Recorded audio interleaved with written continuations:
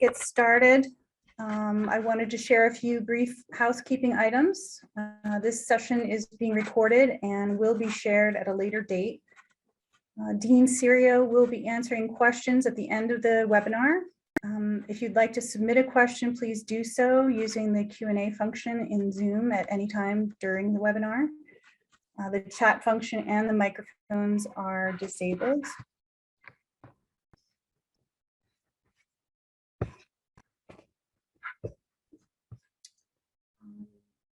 Questions not addressed in the meeting will be responded to and posted online. And so now I'd like to, it's my pleasure to introduce Dean Serio.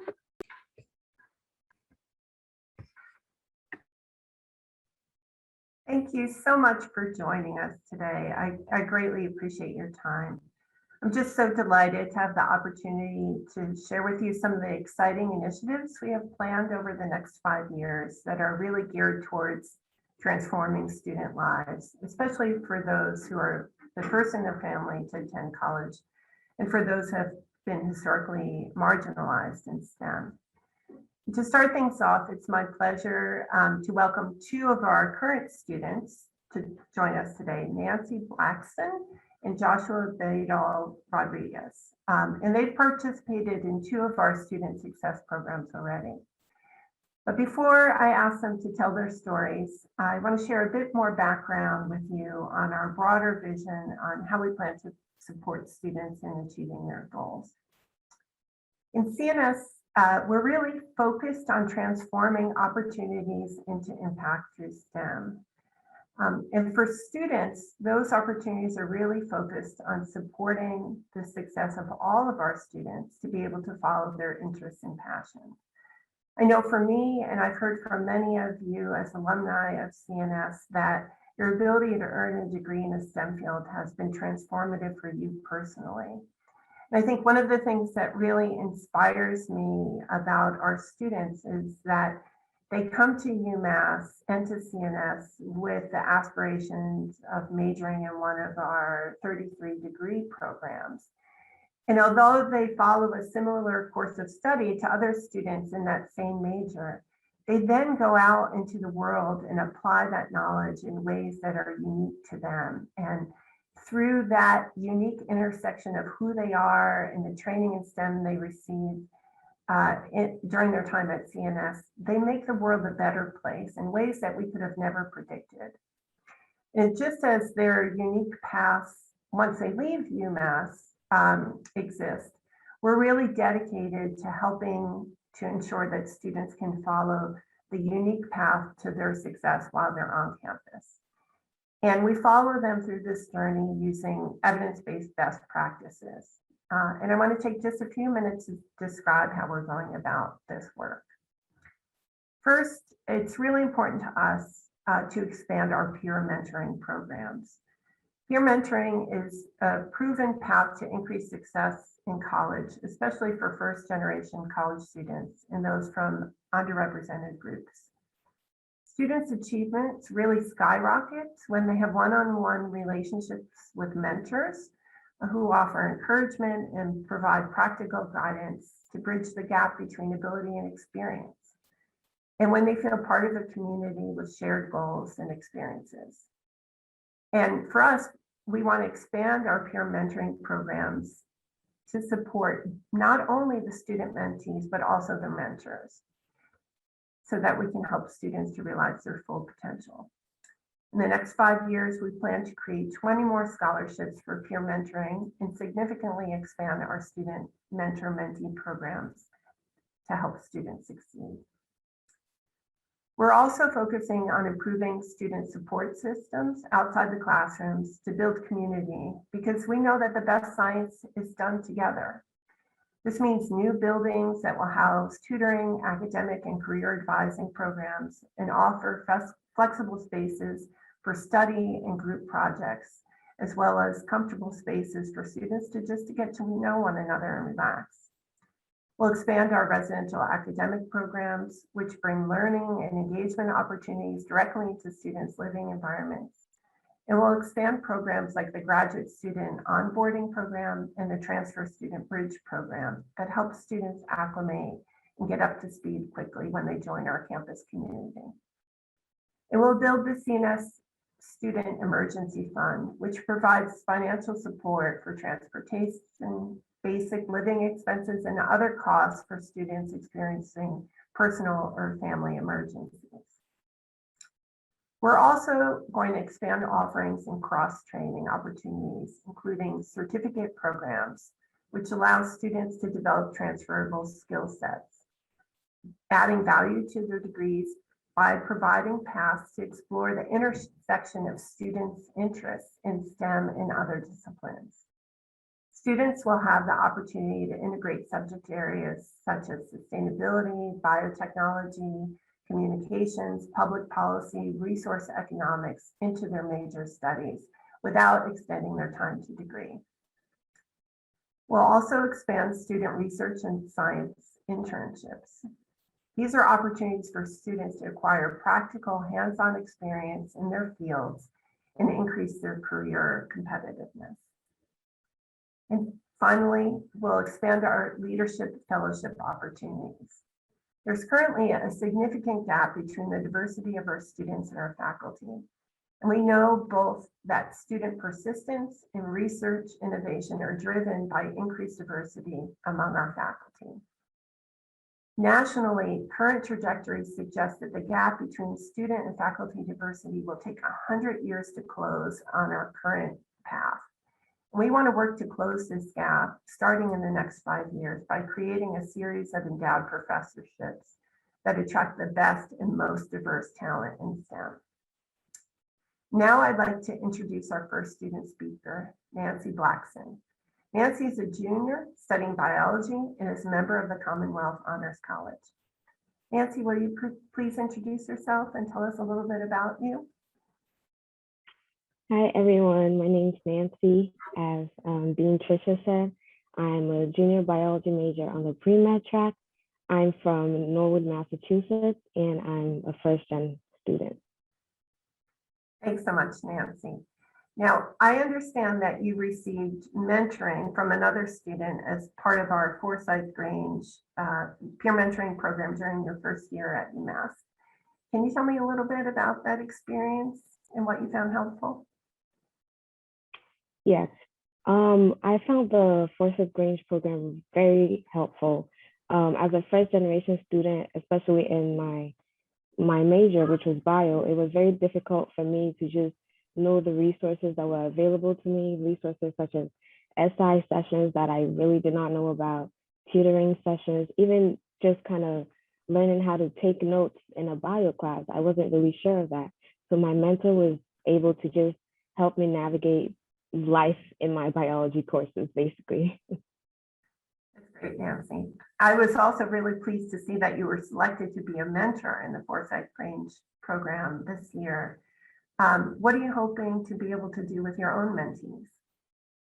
Well, with my own mentees, I hope to just convey that same form of encouragement that my mentor gave me. Especially most of my mentees are also bio majors. So I know that there's definitely going to be a challenge. So I just want to be able to encourage them, let them know that, yeah, you may encounter various challenges and struggles, but there's always a solution to every problem, and you can definitely navigate through those challenges. That's wonderful, Nancy. How about for you? What have been the biggest impacts for you, either professionally or personally, through your ability to participate in this program?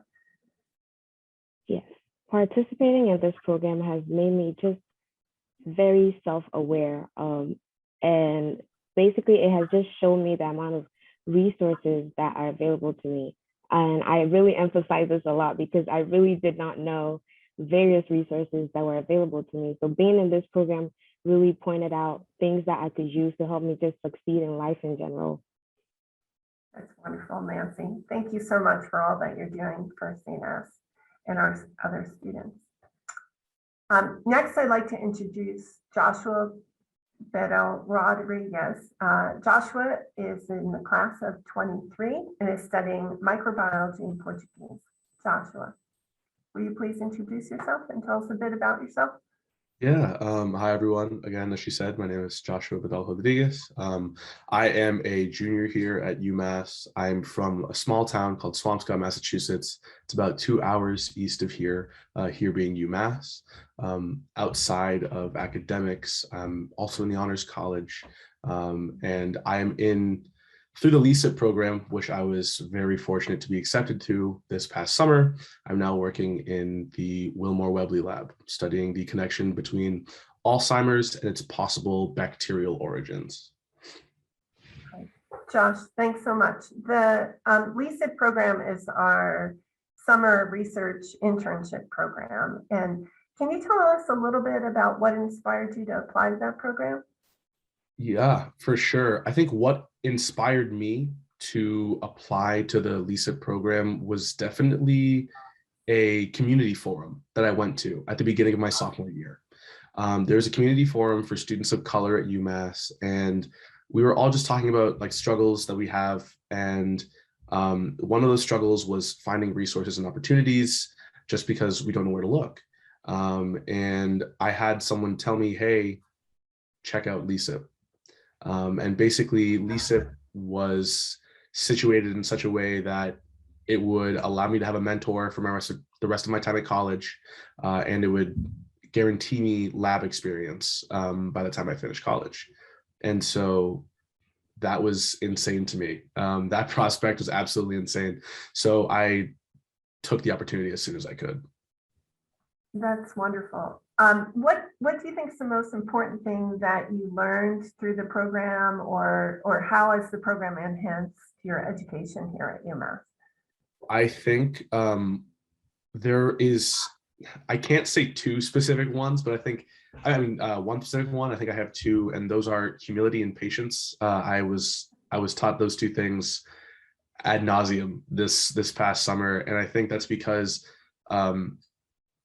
getting experience with lab work teaches you a lot. And it teaches you all the technical skills, don't get me wrong. Like being able to put that I can do cell culture on my resume is awesome. All these different things are great. But the most important thing to me was the fact that I learned that in lab work, you get knocked down and you have to pick yourself back up. And so I learned and developed the skills of being okay with being knocked down, but also having to get up just as quickly so I can keep going. And humility, just because, you know, you can always think that you're really good at something, but a lab will show you that, you know, like you're 3 seconds away from your next failure. So you truly have to be okay with the fact that you don't know everything, and that you will be like, it is your job as a student to fail and learn. So I think those are two huge things that I learned over LESIP. That's great. And where do you hope to go from here, Joshua?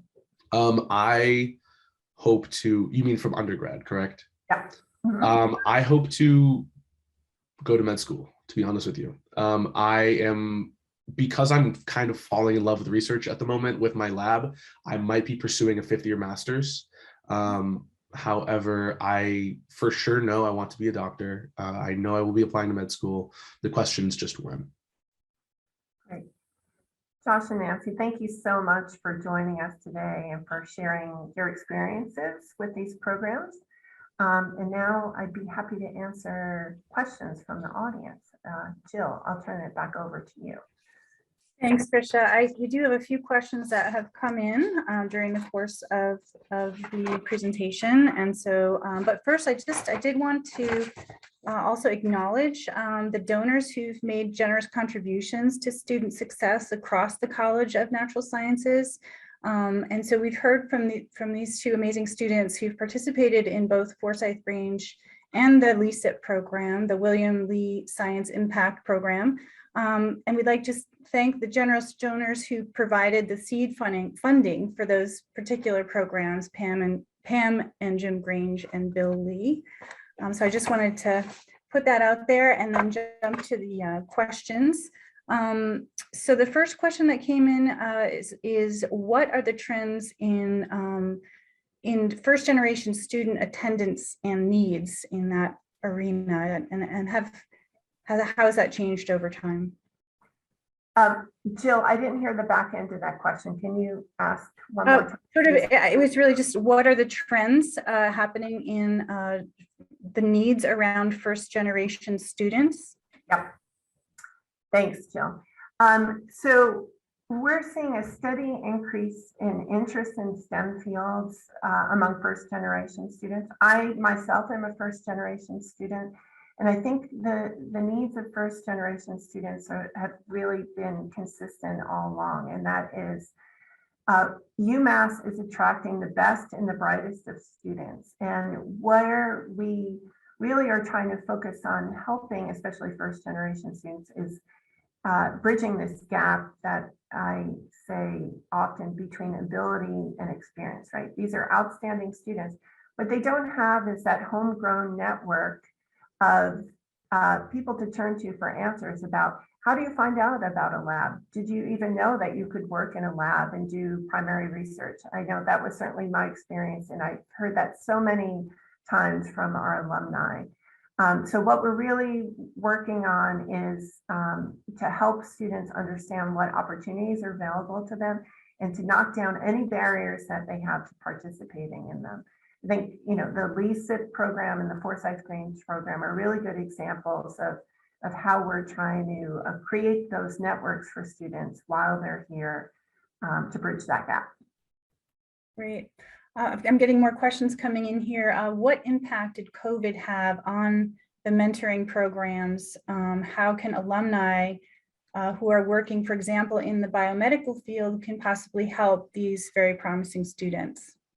Thank you so much for that.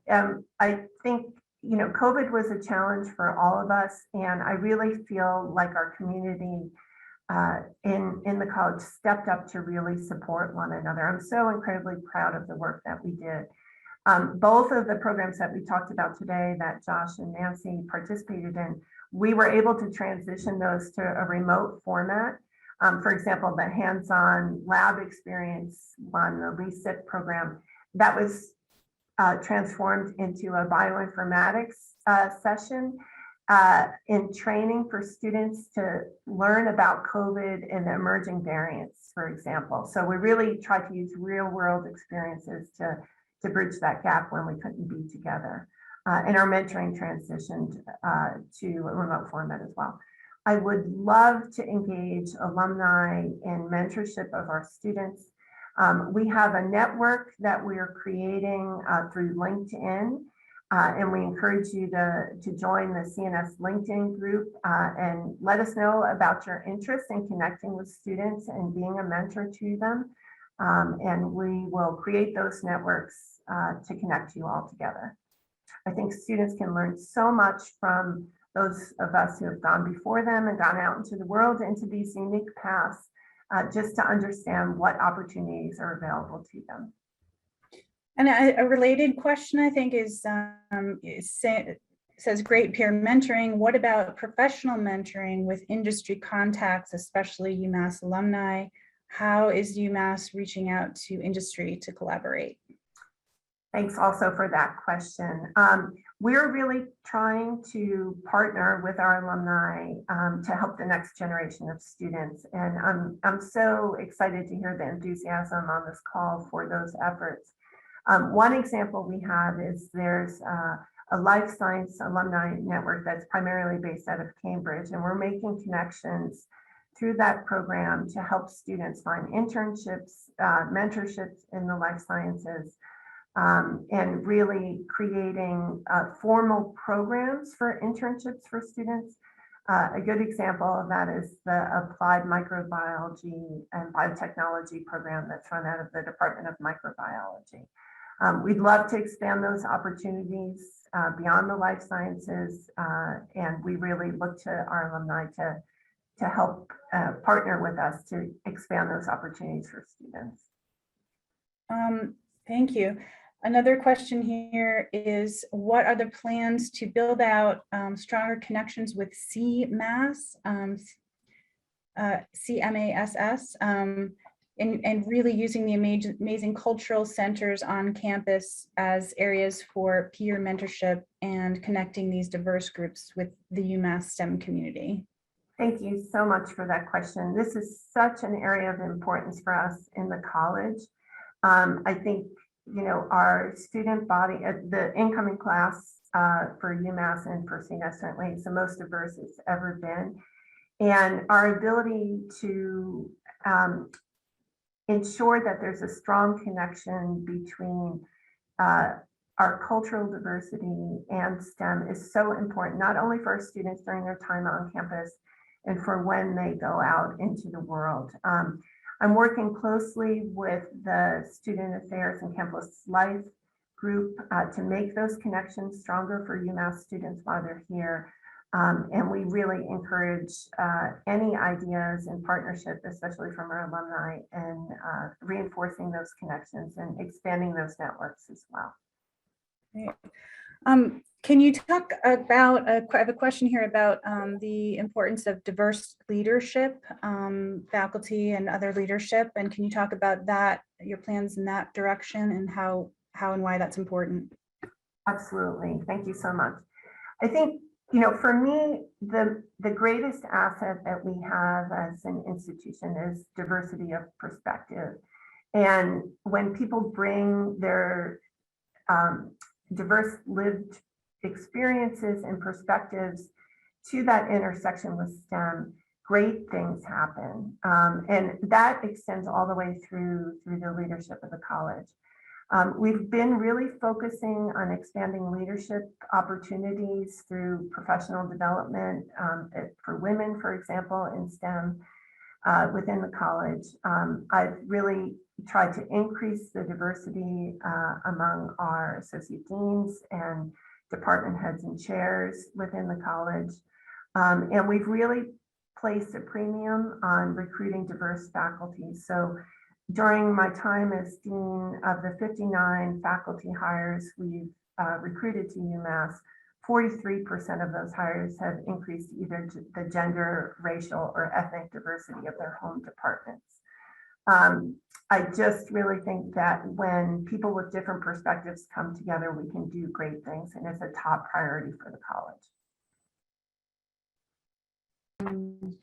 And our last question I have here is, where are donations most needed at the College of Natural Sciences?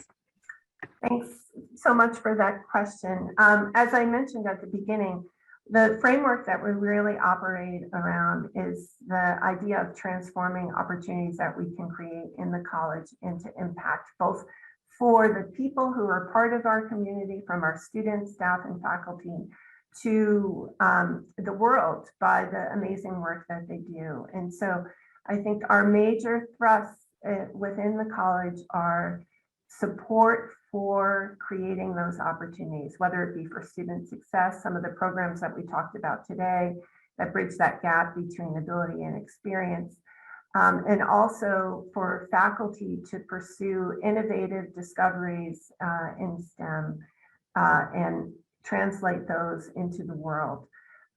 These are the areas that are of most significant need for the college, and I think the place where donors can partner with us to have this catalyst for transforming opportunity and impact. The programs we talked about today were both developed through conversations with the lead donors for each of those programs, where we talked about the experiences that they had during their time at UMass, what made a difference in their lives, and how that overlapped with the needs of the college right now. So I welcome any conversations with alumni along those lines, because I think we can do really great things together. Fantastic, thank you so much. So I think we do have a few questions that have come in, but I think we're running out of time. So we're going to answer those questions offline, but we will get back to everyone's questions that have come in. And I think that sort of wraps up our time for the coffee talk, unless you have any last minute things you wanted to add, Tricia. Thank you so much for your time and your inspiration. I think, I'd love to tell stories to our current students about the things I hear from our alumni and donors and the impact UMass has had on them. You're really an inspiration to us, and our students, I think, are an inspiration to all of us. So thank you so much for sharing your time and stories with us. Yeah, thank you so much to Josh and Nancy. And I encourage everyone to reach out with any additional questions you may have. You're welcome to contact me directly at Jill Buchanan. And my email is here, jillbuchanan@umass.edu. You'll also receive a follow-up email after this presentation with my contact information, as well as a survey that we hope you will take a few minutes to complete. Thanks again to everybody. It was a great opportunity and experience to hear from you. And to all of the attendees, thank you so much for joining us. And I hope everybody continues to stay well and healthy. Bye-bye. Thank you.